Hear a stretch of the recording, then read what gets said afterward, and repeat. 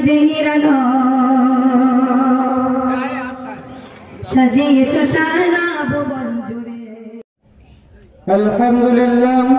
আলহামদুলিল্লাহ নাহমাদুহু ওয়া নাস্তাঈনুহু ওয়া নাস্তাগফিরুহু ওয়া নাউযু বিল্লাহি মিন শুরুরি আনফুসিনা ওয়া মিন সাইয়্যাতি আমালিনা। من يهده الله فلا مضل له ومن يضلله فلا هادي له. فأعوذ بالله من الشيطان الرجيم. بسم الله الرحمن الرحيم. واعتصموا بحبل الله جميعا ولا تفرقوا. وقال النبي صلى الله عليه وسلم المجاهد من جاهد نفسه في طاعة الله.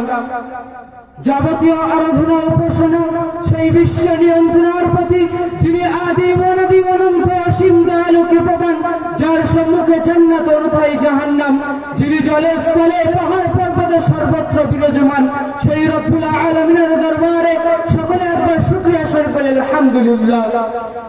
তারপরে পরে জানাই সেই বিশ্ব মহান মানবের প্রতি যিনি মা আমিনার লাল, হালিমার দুলাল, মক্কার পথি মদিনার তাজ, যিনি জন্মগ্রহণ করেছিলেন এক জাহিলিয়াতের যুগে, যে যুগের মানুষ ছিল সিংহের চাইতে হিংসিত, অজগরের চাইতে বিশুদ্ধ। সেই যুগে আমার আপনার নবী বিশ্ব নবী সাল্লাল্লাহু আলাইহি ওয়াসাল্লাম এসে প্রত্যেকটা আনেওয়ালা ইনসানের দিলের জমিনে মেহনত করে দিনের ফুল ফুটিয়েছিলেন। সেই নবী সাল্লাল্লাহু আলাইহি ওয়াসাল্লামের শানে একবার দরুদ পাঠ করে বলি সাল্লাল্লাহু আলাইহি ওয়াসাল্লাম। মুক্ত ভারতী ভারত হই, আইন যেখানে ন্যায়ের শাসক, সত্য বলিলে বন্দী হই, অত্যাচারিত হয়ে যেখানে বলতে পারিনি অত্যাচারিত। মুক্ত ভারতী ভারত হই। শ্রদ্ধা মন্ডলী, আজ আমি আপনাদের সম্মুখে ঐক্যর আহ্বান সংক্রান্তে নাট্য দীর্ঘ আলোকপাত করার প্রয়াস রাখছি। বন্ধুগণ, বিগত ৭৬ বছর পূর্বে এই স্বাধীন ভারতকে বিশ্বব্যাপী পরাধীন নামে আখ্যায়িত করেছিলেন। কিন্তু কেন একটিবার নিস্তব্ধ বন্ধ করার জন্য অমানিশিতে যখন সমস্ত সৃষ্টিজীব ঘুমের সাগরে পাড়ি দেয়, তখন আপনি মনকে জিজ্ঞাসা সমীক্ষা করে দেখেছেন? না, আপনারা তা বুঝি কখনো দেখেননি। যদি নিজের মনকে সমীক্ষা করে দেখতেন, তাহলে পরাধীন ভারতকে স্বাধীন উপাধিতে স্মরণ করতেন না, বরং স্বাধীন ভারতকে পরাধীন নামে স্মরণ করতেন না, বরং পরাধীন ভারতকে স্বাধীন উপাধিতে স্মরণ করতেন।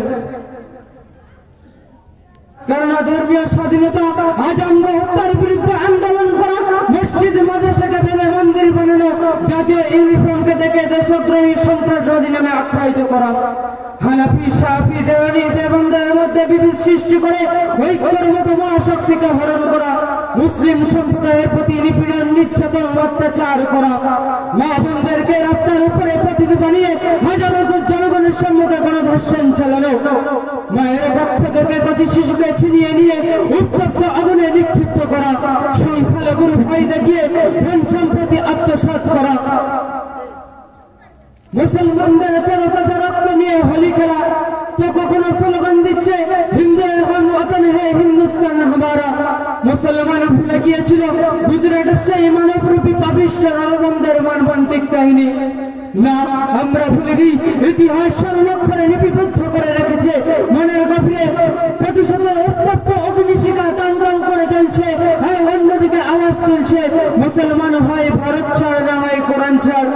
হায় আফসোস, এর নাম কি স্বাধীনতা? তাই যদি হয়ে থাকে, আমি আপনাদের মতো বুদ্ধিজীবীকে জিজ্ঞাসা করতে চাই, আজ থেকে ৭৬ বছর পূর্বে যখন সাম্রাজ্য পার্টি ব্রিটিশের অধীনে ছিল, তখন কেন হাসতে হাসতে ফাঁসির মঞ্চে গলা দিয়েছিল? বিবিকে বিধবা করে কচি শিশুকে এতিম বানিয়ে জাতির ধর্ম বর্ম নির্বিশেষে ঐক্যের মতো এক প্ল্যাটফর্মকে সঙ্গে নিয়ে সাম্রাজ্য পার্টি ব্রিটিশকে বিতাড়িত করেছিল। এর দিকে দৃষ্টি নিক্ষেপ করে যে ২০০ বছর কুচিত্রী খ্রিস্টানরা ইসলাম ধর্মকে কলঙ্কিত বরবাদ মেটানোর অপপ্রচেষ্টা চালিয়েছিল, কিন্তু মনোপুত্ত হয়নি। এবার স্বদেশের মুসলমান ভিন্ন গোষ্ঠীর অধম পাপিষ্ঠরা এবার নতুন করে প্রচেষ্টা আরম্ভ করুন, কেমন লাগে দেখি। এটা কি আপনাদের মনের উদ্দেশ্য? ওয়াতাসিমু বিহাবলিল্লাহি জামিআন ওয়া লা তাফাররাকু। আল্লাহর একত্ববাদের রশিকে ছেড়ে দিয়ে হানাফি শাফি দেওরি বেবন্ধুর মধ্যে বিভেদ সৃষ্টি করে আত্মকেন্দ্রিক আল্লাহ লালসার সামগ্রীতে পড়ে আত্মকেন্দ্রিক আল্লাহ লালসার সামগ্রীতে পড়ে ঐক্যের মতো মহাশক্তিকে হারিয়ে মানবরূপী জানোয়ারদের হাতে লাঞ্ছিত বঞ্চিত হতে লজ্জা লাগে না? পরাধীন ভারতকে স্বাধীন হয়ে থাকতে লজ্জা লাগে না? মানবরূপী পাপিষ্ঠদের হাতে লাঞ্ছিত বঞ্চিত অপমানিত হতে লজ্জা লাগে না? তাদের অনুকরণ করতে লজ্জা লাগে না? আজকের আমরা গভীর সাগর তলে ঘুমিয়ে আছি। নারী জাতি চিৎকার করে, শিশু চিৎকার করে, তাও কি আমাদের ঘুম ভাঙে না? আর কবে ঘুম ভাঙবে? আর কবে ঘুম ভাঙবে? যেদিন ইসলাম ধূলিসাৎ হওয়ার পর, যেদিন ইসলাম মেরুদণ্ড হওয়ার পর, সেই দিন কি ঘুম ভাঙবে? তার কোনো দরকার নেই। ঘুমিয়ে থাকো, কাল কিয়ামত পর্যন্ত কোনো ডাকের সাড়া দেওয়ার দরকার নেই। আর তাই যদি না হয় তাহলে স্মরণ করো কাজী নজরুল ইসলামের কবিতাকে। দুর্গমগিরি কান্তার মোর দুস্তর পরপর লঙ্ঘিত হবে রাত্রি শীতে যাত্রা হুঁশিয়ার। দুলিতেছে তরি ফুলিতেছে জল ভুলিতেছে মাঝি পথ ছিড়িয়াছে পালকে ধরবি হালকার আছে হিম্মত।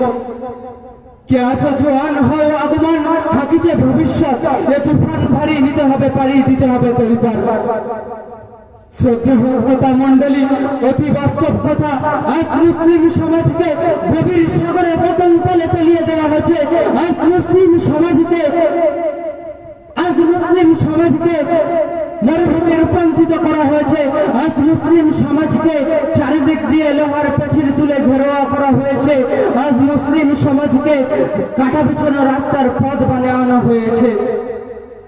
সুতরাং সেই সাগরে জোয়ার সৃষ্টি করতে হবে, সেই মরুভূমিতে তরুণতা দিয়ে ভরপুর করতে হবে, লোহার প্রাচীরকে গোলাপের ফুল ফোটাতে হবে, কাঁটা বিছানো রাস্তাকে ফুলের রাস্তা বানাতে হবে। পরিস্থিতি যতই কঠিন হোক, সমস্যা যতই জটিল হোক, পিছলেতে হলে চলবে না। সমস্যায় মাত্র সমাধান আছে।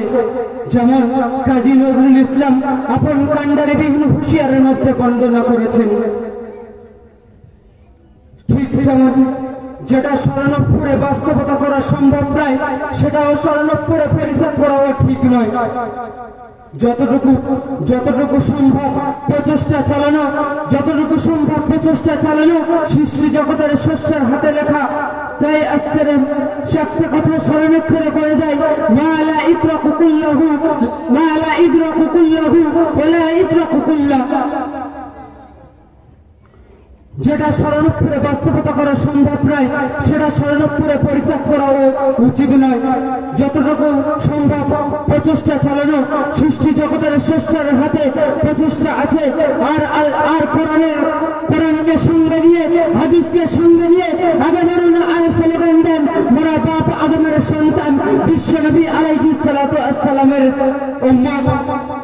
ঐক্যর আওয়াজ তোলো, ঐক্যর ধ্বনি তোলো, বাতাসের কানে কানে মানবের শিরে শিরে পৃথিবীর করে করে বর্জন তোলো।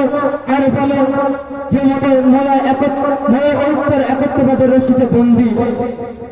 দেখবেন গণন হইতে বসন্তের ন্যায় রহমতের বৃষ্টির ধারায় রহমত বর্ষিত হচ্ছে। আল্লাহর আশ থেকে রহমত বর্ষিত হচ্ছে। আর নৈতিক ধর্মের নৈতিক স্বাধীনতা ফিরে পাবেন, বিজয়ী হবেন ইসলাম। তাই তো কবির কণ্ঠে ধ্বনিত হয়, বক্ষে আগুন আজও আছে মোর, আমি যে অগ্নিগিরি। বক্ষে আগুন আজও আছে মোর, আমি যে অগ্নিগিরি। যে অগ্নি শিখা ভীষণ আত্মবিস্মৃতি রেখেছে ঘিরি। হয়ে পড়ে আজও আছে আজ মোর। হায় রক্ত ভরা তোমরা জাগিলে সারা পৃথিবী খাইবে ভীষণ দলা। ও আখিরি দাওয়ানা আলহামদুলিল্লাহি রাব্বিল আলামিন।